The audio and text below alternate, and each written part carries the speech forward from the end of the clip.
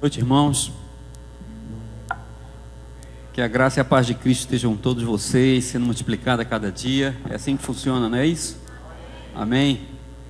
Graças a Deus que a gente mais uma vez pode estar reunidos aqui como corpo de Cristo, todos juntos, crendo que estamos em um só pensamento, né? Uma só fé, em um só Espírito, porque temos um só Deus, um só Pai de todos, ovelhas de um só pastor, e ouvindo o que esse pastor tem para a gente, amém? Eu quero convidar vocês a orar 30 segundos, pode ser?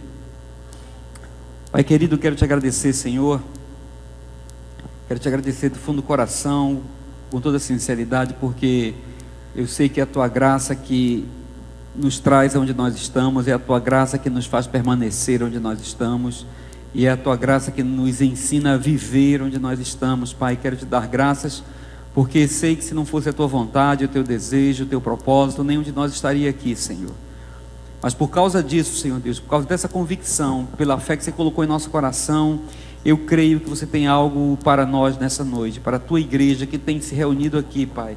Que seja algo do teu coração, que seja algo para edificação da nossa vida, que seja algo, Senhor Deus, para que a gente possa amadurecer e prosseguir nessa caminhada, que seja um alimento que venha nutrir a nossa vida espiritual, a nossa vida natural, Pai. Que seja, como já foi dito aqui, o pão verdadeiro e vivo que desceu do céu, não apenas aquele que foi derramado no tempo lá no deserto, onde as pessoas comiam e morriam, mas o que nós queremos comer, Senhor, é o pão que nos garante a vida eterna, aquele pão que todo aquele que come não morre, Senhor Deus. Tem muita gente comprando supermercados inteiros, está morrendo, Senhor. Mas nós viemos aqui buscar de Ti, Senhor, que é a garantia, que é o nosso futuro, que é a eternidade, que é, Senhor Deus, o complemento do projeto que foi feito no Teu coração, Pai, porque nós Te conhecemos, nós queremos, Senhor Deus, seguir em frente, seguindo os Teus mandamentos, Pai. Eu peço a Tua graça, a Tua misericórdia sendo multiplicada nesse lugar, sobre a minha vida, para que possa usar, Senhor Deus, com diligência, com responsabilidade, essa palavra que você tem colocado no nosso coração, Pai, para que eu não peque contra Ti, mas que eu possa ser apenas um instrumento nas Tuas mãos, Pai. Que não haja nenhum sentimento que me leve a algum lugar, Senhor Deus, mas que haja verdadeiramente, Pai, um desprendimento para levar essas pessoas a Ti, Senhor Deus, cada vez mais perto. E que o Teu nome, só o Teu nome, seja glorificado, Pai, para a Tua honra e para a Tua glória. E quantos creem, pode dizer amém? Amém. Graças a Deus, queridos, eu cheguei aqui, até fiquei feliz que eu vi a mesa arrumada, e eu gosto de culto de ceia, não tinha nem pensado se era culto de ceia, mas a palavra de Deus, ela é viva, ela é fiel, é verdadeira. Eu creio que Deus prepara aquilo que nós precisamos. Eu quero compartilhar uma palavra com os irmãos que eu tenho pensado muito, assim, meditado nesses nossos desafios diários, né? E tem alguns fundamentos que a gente tem na nossa vida de fé, dessa fé cristã, que podem nos deixar tranquilos e nos deixam, porque são infalíveis. Mas às vezes a gente se perde um pouco nesses conceitos e acredita que está tudo muito bem resolvido. E algumas coisas ainda estão em processo, né? A gente sabe que vão se cumprir todas as coisas que Deus estabeleceu, todos os fundamentos que Ele estabeleceu permanecerão firmes. Por isso Ele fez questão de, através dos apóstolos inicialmente, deixar fundamentos na nossa vida, para que a gente possa ficar muito bem estabelecidos, e para que a partir desses fundamentos a gente possa, com a direção dele, com a orientação dele, pedindo sabedoria a ele, edificar alguma coisa em cima desses fundamentos. Porque mais importante do que a edificação que a gente faz na nossa vida, desses projetos que a gente empreende, os projetos pelos quais a gente se volta para Deus, a gente procura Deus, é saber se esses projetos estão muito bem fundamentados, né? Os construtores aqui presentes que o digam. Então a gente tem que ficar muito bem atentos em relação a isso. E uma das coisas que eu gostaria de falar hoje, talvez seja só essa, é a respeito desse nosso conceito de salvação. Aquilo que nós temos recebido de Deus, aquilo que nos foi dado pela graça. Somos salvos pela graça, mediante a fé. E às vezes a gente relaxa um pouco nesse conceito, porque um dia levantamos as mãos, tomamos uma decisão, alguém orou por nós e nós passamos assim, o resto da vida dizendo que entregamos a nossa vida a Jesus, né? Mas a gente entende a salvação nos 3 pontos assim de tempo que a gente vive.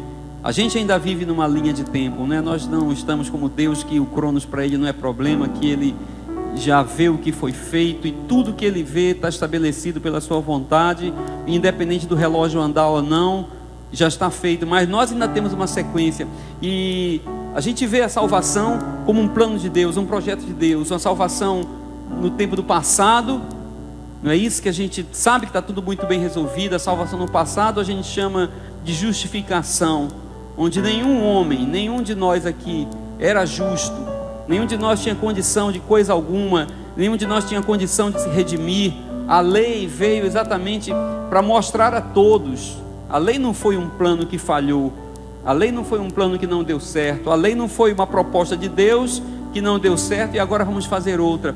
A lei foi estabelecida para que o homem em um todo pudesse perceber que ele não tinha capacidade de se salvar, que ele não tinha uma performance, por melhor que fosse suficiente para garantir a ele uma salvação, que por mais justo que ele achasse que podia ser, ele não poderia cumprir todos os pré-requisitos que garantiam assim o padrão mínimo, porque a lei ela fala de um padrão mínimo que o homem precisaria cumprir, um padrão muito ralo, muito razoável, abaixo da média, para que ele pudesse dizer: eu tenho condições de pelo menos citar o nome de Deus, eu tenho condições de pelo menos ser incluso aí num rol de pessoas que fazem parte do povo de Deus. E quando Deus estabeleceu aquela lei, colocou padrões aí muito ralos, muito rasos, padrões mínimos, o homem não pôde cumprir. A Bíblia diz que nenhum homem foi capaz de cumprir a lei, e por causa disso, nenhum homem conseguiria se justificar.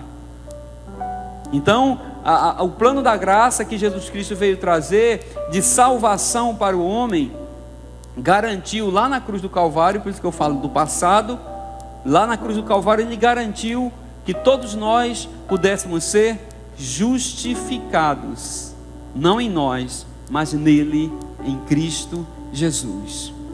Amém? Então, quando a gente fala de salvação no passado, a gente tem a garantia disso. Por quê? Por causa da justificação em Cristo Jesus. Isso é um fato que não muda. Quem é que pode contestar?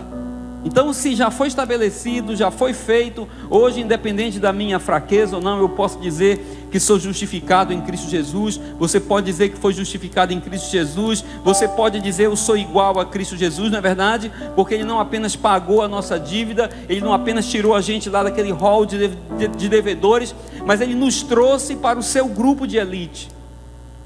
Porque a gente tem que entender que Jesus Cristo, que Deus não mantém escravos.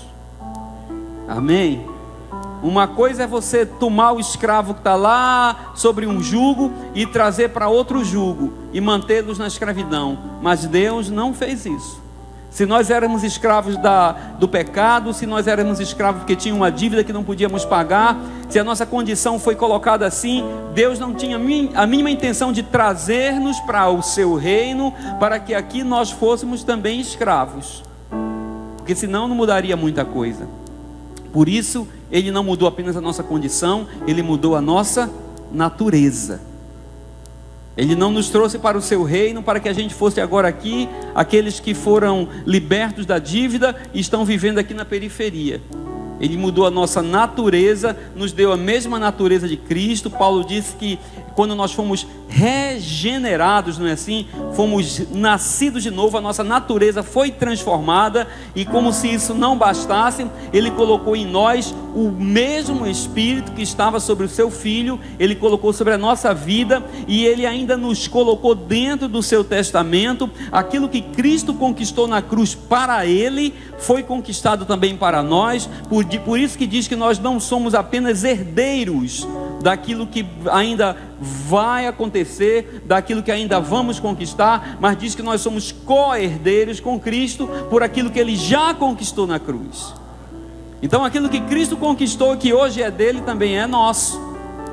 Então nós somos salvos.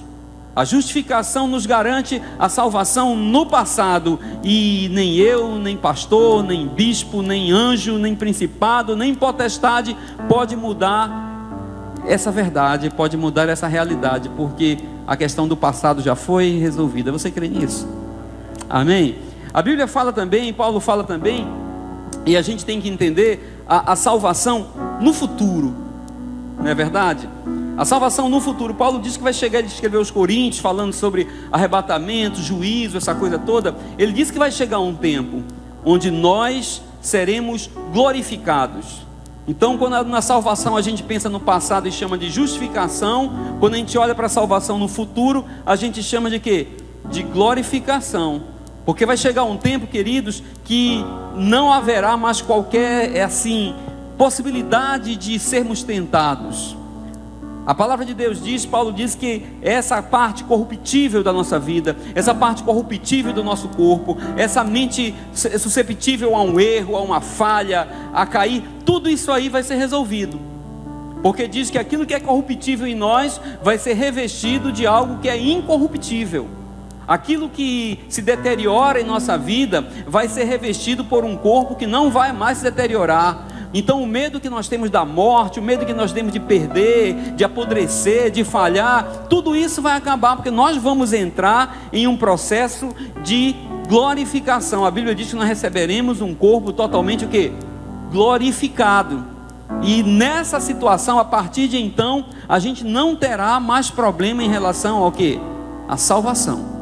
Porque uma vez glorificados, estaremos com Deus eternamente, celebrando aquela festa maravilhosa que vai nos garantir permanecer com Deus eternamente. Então a gente crê no que está escrito lá na palavra de Deus, quando Paulo diz que aquele que começou a boa obra, ele começou para nós no passado. Para ele é tudo a mesma coisa, mas ele começou no passado. Diz que ele aperfeiçoará essa obra, e que ele dará cabo a essa obra, e que ele finalizará essa obra, e que ele concluirá essa obra. Então quando eu entendo que eu fui salvo, fui justificado em Cristo Jesus, lá na cruz do Calvário, e que futuramente eu serei glorificado e estarei com Cristo lá, então eu entendo que essa obra será completa, porque aquilo que Deus faz é completo. Então aqueles conhecimentos rasos que a gente tem de Deus, de Jesus Cristo, aquela coisa que a gente está ainda buscando aqui,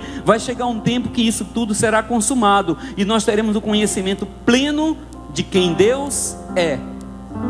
Porque aqui na terra a gente pode buscar tudo de Deus, a gente pode estudar tudo de Deus, a gente pode tentar descobrir tudo de Deus, mas ainda vai faltar um detalhe, que é conhecer Deus face a face. Então vai chegar um tempo que nós vamos fechar esse conhecimento, quando nós veremos a Deus face a face. A Bíblia diz que então, só então, todo olho o verá. Amém? Então eu entendo, queridos, que a gente não tem muito problema quando fala de salvação em relação ao passado e em relação ao futuro. Eu continuo entendendo que o nosso grande desafio é em relação ao presente. É por isso que às vezes a gente não foca muito no futuro e tal, no céu. Isso aí é uma consequência, isso aí é inevitável, isso aí vai acontecer. Tudo que está estabelecido vai acontecer. A gente tem que, como igreja, e é isso que nós somos aqui, a gente tem que pensar um pouco a respeito do presente. E quando a gente fala de salvação no presente, a gente nem se refere à justificação e nem se refere à glorificação. Salvação no presente a gente chama de santificação progressiva. Amém? E eu fiquei feliz porque nada melhor do que um dia com um culto de ceia, que a Bíblia diz, que Paulo escreveu dizendo que isso é para ser um memorial na nossa vida, é para dar uma parada mesmo, para repensar o que nós estamos fazendo, é para parar para fazer uma meditação, é para parar para trazer a memória. Por isso o memorial de o porquê nós estamos fazendo isso, de o que gerou isso, de o que significa o sangue que foi derramado, de o que significa a carne que foi dilacerada. Então nada melhor do que um culto de ceia para a gente pensar nos desafios da santificação progressiva, da salvação no nosso presente. Amém?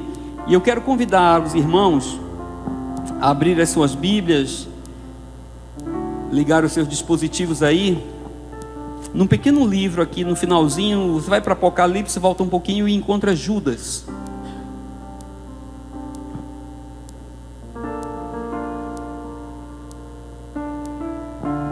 Judas é um livrinho muito pequeno, não dá uma folha, menos de uma folha, meia página. Se você nunca leu um livro todo de uma vez, você pode assumir esse desafio hoje. Chega em casa dizendo: eu li um livro de uma vez só. Todos acharam? Queridos, aqui Judas, essa pequena epístola, a partir do versículo de número 3, ele diz assim. Os menores são mais difíceis de achar, né? Mas já acharam? Todos os irmãos acharam? Amém, né? Diz assim: amados, embora estivesse muito ansioso por lhes escrever acerca da salvação, amém? Então ele está falando a respeito da salvação. Então ele estava muito ansioso para escrever-lhes a respeito da salvação que compartilhamos. Senti que era necessário escrever-lhes, insistindo que batalhassem pela fé, de que uma vez por todas foi confiada aos santos. Então ele está falando aqui, Paulo não está questionando aqui em Judas a questão de você conseguir ir atrás ou procurar. Ele está dizendo: eu quero falar, que eu estou falando, estou muito ansioso para falar a respeito de salvação, e o restinho dessa leitura aqui fala sobre isso. Ele disse: mas eu queria insistir, porque a salvação nós já compartilhamos, amém? Se alguém ainda não compartilha dessa salvação, ainda não tem certeza, a gente quer orar por você nessa noite, para que a gente possa falar nesse mesmo grupo. Então ele diz: a respeito disso nós já compartilhamos, mas eu quero insistir com você. Eu faço essas palavras minhas hoje, eu quero insistir com você, irmão, nesses dias, para que a gente batalhe, para que a gente lute, para que a gente brigue. Sabe por quê? Por uma fé. Agora também não é uma fé para você conquistar, não é uma fé para... A batalha não é para ganhar a fé, a batalha não é para ir atrás da fé, a batalha é para a gente honrar a fé que uma vez, como ele diz aqui, definitivamente, não tem dúvida, ela já foi entregue aos santos. Então a fé que Deus colocou no nosso coração, quem colocou foi Deus, irmão.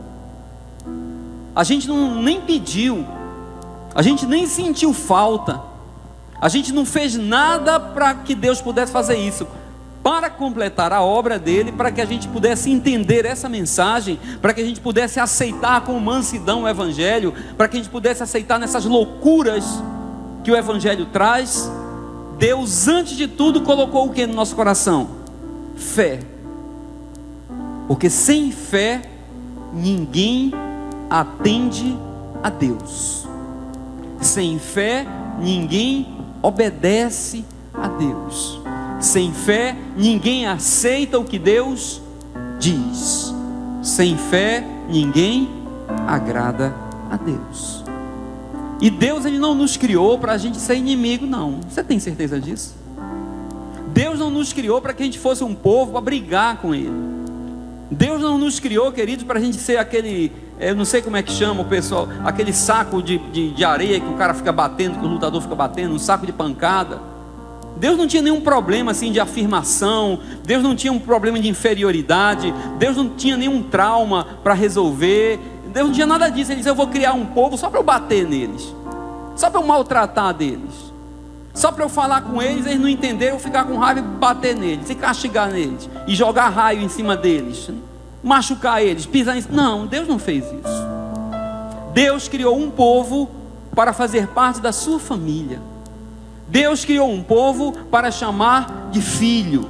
Deus criou um povo para cuidar no seu coração. Deus criou um povo para abrir os seus segredos. Deus criou um povo para conversar. Deus criou um povo para ter relacionamento. Deus criou um povo para chegar perto, para chegar junto. Deus criou um povo para ouvir a conversa deles, queridos. É por isso que a gente não entende muitas vezes porque que mesmo diante de toda a onisciência de Deus, de tudo que Ele sabe, de tudo que Ele conhece, de que antes que eu abra a minha boca Ele já sabe o que está no meu coração, e por que eu oro? E por que Ele ainda nos pede para termos comunhão, para orar sem cessar, para buscá-lo? Por que Ele faz isso, queridos? Porque Ele é um Deus formado em cima de uma base chamada relacionamento. E Ele colocou no nosso coração aquilo que seria possível para que o homem pudesse ouvir, aceitar a sua voz e se submeter a Ele. E de uma maneira assim muito natural pudesse agradá-lo. Então Deus colocou fé no nosso coração. Então aqui está falando que não é para a gente conseguir a fé, mas diz que existe no presente, no nosso dia a dia, uma batalha a ser cumprida, irmãos. Existe um esforço a ser empreendido. Existe um desafio a ser cumprido. E esse desafio é pela fé que já foi entregue a você, que já foi entregue aos santos. Amém? E às vezes a gente esquece um pouco disso. Às vezes a gente pensa na justificação, que a gente, quando prega a justiça, né, Paulinho? É a coisa mais linda, é a justiça, eu sou a justiça, Deus me chamou, me igualou. Não tem um discurso mais bonito do que você pregar a justiça. Quando a gente fala no futuro, na justiça, da santificação, a glorificação e tal, não existe mais coisa mais linda do que uma rua de ouro cristal, palácios. Mas, queridos, o que bate na nossa porta todos os dias é um negócio chamado dia a dia. É uma coisa chamada presente século. É a cultura desse mundo. Eu gosto de dizer que está nos garantido o pão de cada dia, não é isso? Porque nós temos um pão, um Pai, o nosso pão de cada dia está garantido. Mas antes do pão de cada dia, a gente vai sempre se deparar com a tentação de cada dia. Parece que é inevitável. Jesus estava um bocado de tempo, o pão chegou, mas antes do pão, quem foi que veio? A tentação. A tentação que vai tentar nos tirar, nos desvirtuar da rota, tentar nos tirar do foco, tentar tirar o nosso coração da fé que nós temos em Deus, que preparou tudo para a gente, e tentar colocar a nossa mente, o nosso coração, a nossa visão, a nossa prioridade naquilo que vai nos satisfazer apenas momentaneamente, apenas no dia. E tira a nossa visão, querido, tira o nosso foco da eternidade, que é o que Deus tem para nós, que é o plano perfeito de Deus. E a gente começa a se debater nesse dia a dia, nesse mundo, e esquece de honrar e de lutar pela fé que já foi colocada aos nossos corações. Amém? Lá em Mateus 24, Jesus mesmo está falando que nesses dias, que eu creio, o irmão disse aqui, talvez essa seja uma das últimas ceias, né? Quem sabe? Quem sabe? Sinais a gente tem, irmão, tudo. Se for fazer o checklist lá de Mateus 24, o que é que está faltando? O que é que está faltando? Falta só o Pai dizer, vai. Mas aí lá em Mateus 24, Jesus está dizendo, olha, vai ter tempo difícil na vida de vocês. Vai ter um tempo onde vão vir aí perseguidores para a igreja, isso não precisa falar mais. Perseguição de todos os níveis, de todas as formas, isso não precisa falar mais. Falsos profetas vão se levantar, vão enganar o povo, vão se levantar de todo jeito, vão negociar o evangelho, vão vender gente, vão fazer tudo. As dificuldades virão, mas Jesus está dizendo assim, olha, mas se você permanecer firme, fiel, até o fim, você será salvo. Aí ele vai dizer, mas você não falou que eu fui salvo? Mas entenda, queridos, essa é a batalha do nosso dia a dia. Essa é a batalha da luta pela fé. Eu não estou falando aqui de perder salvação. Eu não estou falando de perder salvação, eu estou falando de lutarmos pela consciência daquilo que já temos recebido. E que essa consciência, ela não pode ser suplantada, queridos, pelas pressões do dia, pelas tentações da vida, pelas dificuldades que nós vamos fatalmente passar, porque está escrito na Bíblia. Então ele diz: permaneça firme.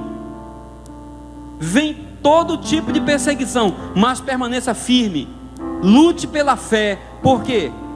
Porque a salvação está garantida. No final, você será salvo. No final, isso não vai fazer diferença para você. Então, a gente entende que a cada dia tem que lutar por essa fé. Tem que honrar essa fé. Se voltar um pouquinho lá no capítulo 13 de Mateus, Jesus está falando daquela parábola da semente que foi lançada, não é verdade?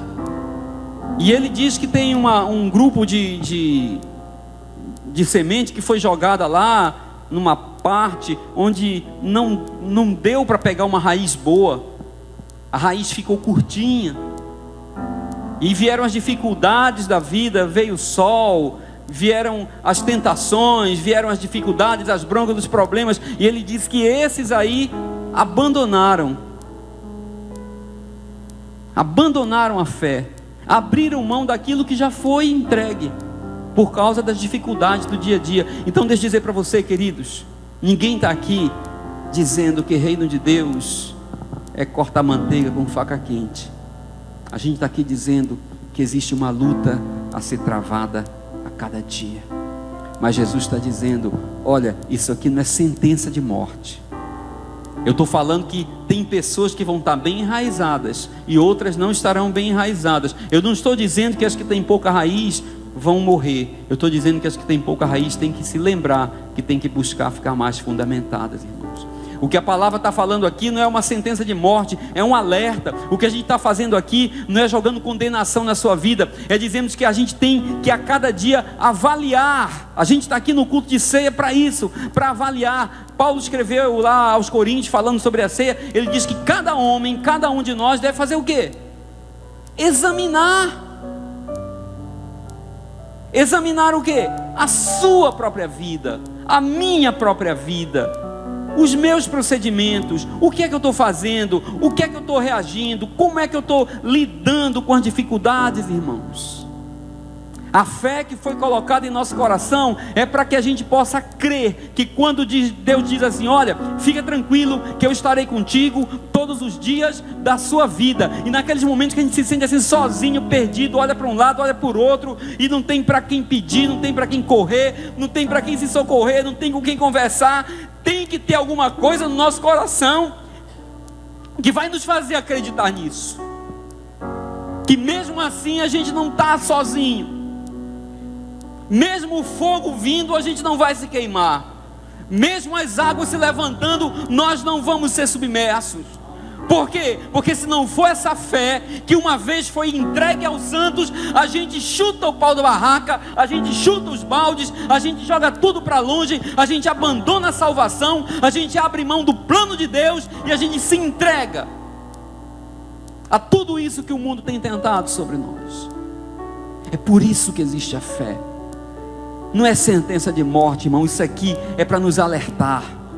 É para dizer que quando formos participar agora, daqui a pouco, desse sangue, desse suco de uva que representa o sangue, e desse pedaço de pão que representa o corpo de Cristo, é para a gente lembrar que isso aqui não foi uma cerimônia litúrgica, que isso aqui não fez parte apenas de uma cultura, que isso aqui não é para a gente ficar lembrando como uma alegoria, que isso aqui é parte da realidade que começou na cruz do Calvário e vai se concluir quando estivermos na eternidade, que o sacrifício de Jesus foi válido. Que o sacrifício de Jesus foi válido, irmãos. É por isso que a gente tem que se agarrar. É por isso que a gente tem que lutar. É por isso que a gente tem que brigar. É por isso que a gente tem que fazer valer a fé que uma vez foi entregue aos santos. A fé, diferentemente do que se vende na televisão, não é para você conquistar o que você está pensando como um sonho de consumo.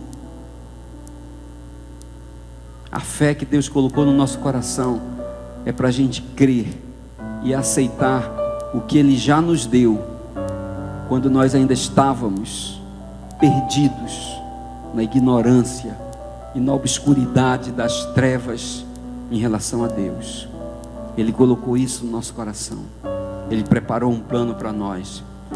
E às vezes só pelo fato de que nós não fomos os mentores da ideia, a gente não acredita que tem.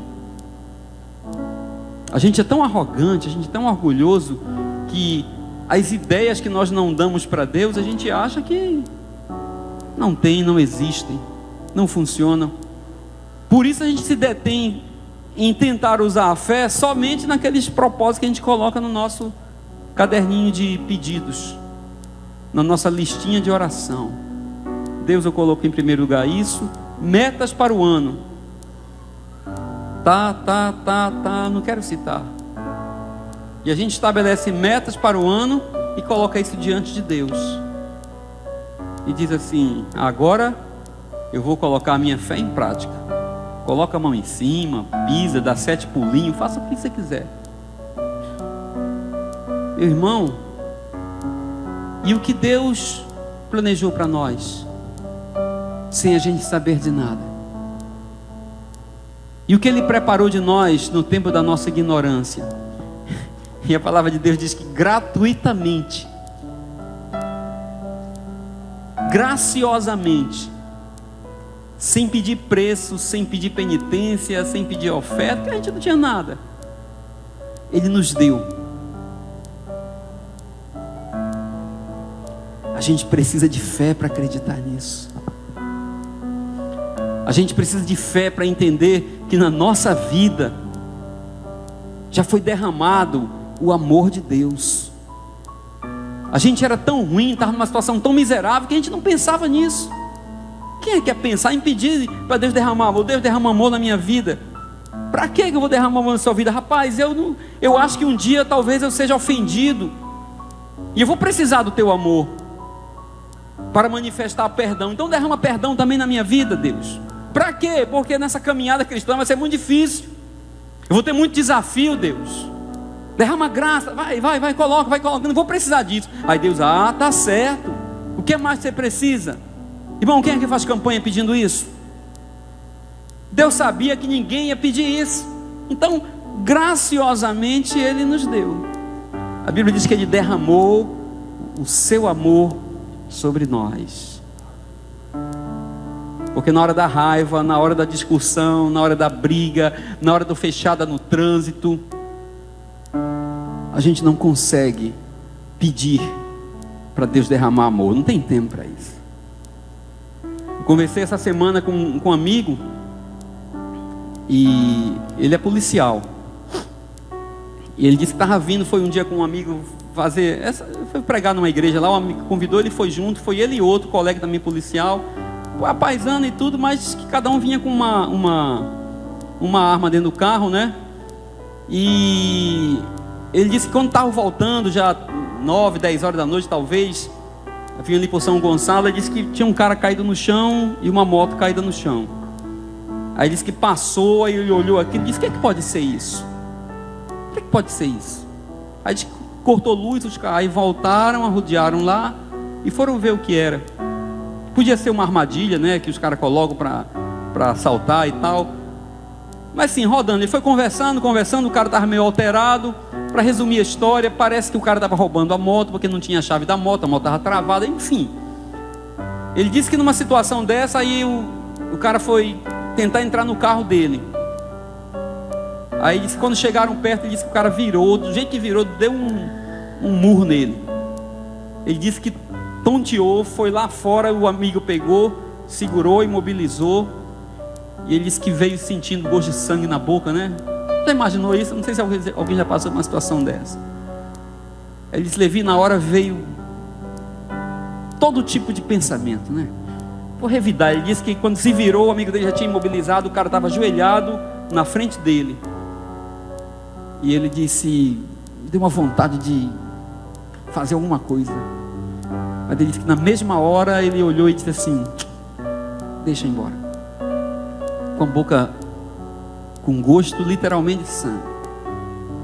Aí ele disse: rapaz, eu estou crente demais. Você entende, irmão? Podia se justificar que era um policial, o cara numa situação suspeita, reagiu e mil coisas.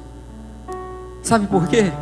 Porque nessas horas, quem é que ia pedir aí? Não, eu vou pedir de Deus, eu não tenho. Por isso que Deus sabe e Ele coloca antes. A gente tem que ter fé para aceitar isso, irmão. Na nossa luta, no dia a dia, a gente tem que ter fé para aceitar o que Deus já nos deu, graciosamente, gratuitamente. E é isso que a gente tem que buscar no nosso dia a dia.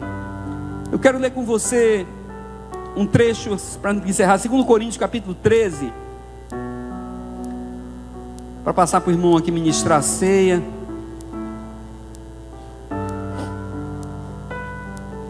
Paulo está falando aqui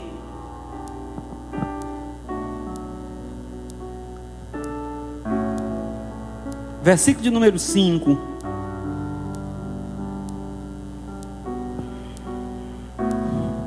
Olha, a vida não é fácil, a vida cristã não é fácil. O que nos machuca muito, às vezes, que nos faz sofrer, é que a gente sofre pelo motivo errado, né?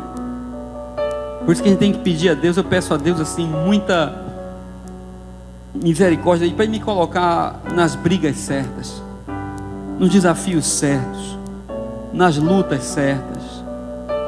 A gente teve um evento agora essa semana, e a gente tem contato com homens que estão assim focados na missão de maneira muito integral, e a gente fica pensando, a vida deles não é fácil, muito difícil, muito difícil. E a gente fica pensando, poxa vida, a vida desses caras é difícil. Eles passam situação assim de privação financeira. Quando eu estava escutando o Capelete, eu fico constrangido quando eu escuto aquele cara, toda vez. E ele estava dizendo, passou 8 anos na casa dele comendo ovo. Ele disse: irmão, se eu sair voando aqui, não estranhe não, é porque 8 anos comendo ovo é privação, querido. É dificuldade. E a gente olha e diz: o que é que faz esse cara sorrir? O que é que faz ele permanecer? Aí a gente entende que ele continua lutando pela fé que uma vez foi entregue no coração dele. O que é que faz um cara abrir a casa, o lar, para criar os filhos com todo tipo de gente? Paulinho conheceu, né? O que é que faz isso, irmãos? Não dá para entender. A gente sabe que existe uma luta, mas a gente vê que a gratificação, que o que faz continuar é porque sabe que está lutando pela causa certa. Aí todo sofrimento vale a pena. O que nos maltrata é isso, a gente está fora do foco, a gente está brigando por uma luta que sabe que talvez não dê em nada, e até a gente está se consumindo por algo corruptível, a gente está infartando por algo que talvez nem os nossos filhos venham a usufruir, a gente está se matando para tentar justificar um mundo fatalmente condenado à falência, a gente se matando por isso. E é isso que nos maltrata muito. Aqui acharam 2 Coríntios capítulo 13, versículo de número 5, diz assim: Paulo diz: examinem-se para ver se vocês estão na fé. A questão não é no passado, não é se vocês um dia creram e levantaram as mãos, e alguém orou por você e você entregou a vida a Jesus e disse: eu recebi a salvação. A questão não é no futuro, para saber se Deus vai cumprir o que Ele falou que ia cumprir. A questão não é essa. Ele diz assim: examine-se a cada dia para ver se vocês estão na fé, se estão vivendo de acordo com a fé, se estão aceitando aquilo que a fé diz que você já aceitou, se estão promovendo assim uma vida de acordo com o que a fé diz que você tem que viver, uma vida de dependência, como nós cantamos aqui, uma vida crendo que Deus está no controle de todas as coisas. O Mauri falou ainda agora rapidinho, a gente conversando ali, né? Paulinho está lá no Canadá, a gente vai, o filho vai para longe. Quem é que dá conta disso, irmão? Eu faço ideia, eu tenho 2 filhas pequenas ainda. Eu faço ideia do que é você estar a 6.000 quilômetros de distância do seu filho. E o que é que tranquiliza, queridos? É saber que a responsabilidade não é nossa, a responsabilidade é de Deus. É saber que é Ele quem cuida dos seus filhos, do seu povo, dessa igreja. É Ele quem cuida de nós a cada dia. E a nossa luta é contra nós mesmos, para fazer valer essa fé que uma vez foi entregue aos santos. Amém? Que a gente possa, daqui a pouco, quando formos compartilhar o pão e o vinho, lembrarmos que o propósito de tudo isso está representado aqui. E de que amanhã talvez não seja o dia mais fácil da nossa vida. Que aquilo que nós cantamos aqui, por mais afinado que tenha sido, por mais forte que tenha sido, por mais bem tocado que tenha sido, não é suficiente para mudar nada, para melhorar nada. Porque lá em Pedro diz que tudo que nós precisamos para essa vida, nós já recebemos, através do conhecimento do Senhor nosso Deus. Que Deus abençoe a vida de vocês a cada dia, e que a gente honre e seja honrado nessa luta pela fé. Amém?